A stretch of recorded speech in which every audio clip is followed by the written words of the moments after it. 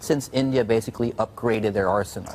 It's been 30 years since India last started procuring guns, really. And by guns, we're talking about howitzers, which some people would call cannons, so like big guns, not just the kind of you hold in your hand. People still use cannons now. Well, that's kind of what it looks like, right? So, okay. Narendra Modi basically wants to modernize the Indian army, and 2 lots of guns were bought last year in July and November, and now this one, which Bloomberg sources are saying it's a $660 million deal for mobile heavy artillery weapons, and the deal is expected to be approved in the cabinet decision in the coming days. Now, there have been plans ongoing to buy new military equipment from overseas, but there's been bureaucracy and also difficulty in sort of marrying what troops need with Modi's Make in India program, which has been a key initiative for him. So an Indian army officer told Bloomberg that the purchase contract for 100 guns offered by Larsen & Toubro is pending final clearance and will go to the Cabinet Committee on Security for approval.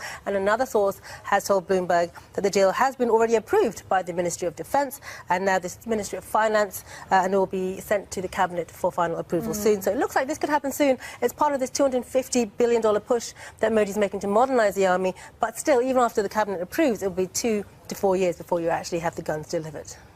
Roz, not that I know my artillery or weapons, but what kind of guns are we talking about here? Okay, so as I mentioned, they like howitzers. So essentially, this latest deal is 155mm 52 caliber K9 artillery gun, modified for the Indian Army because they want a highly mobile, long-range, deep fire support weapon, so I'm told.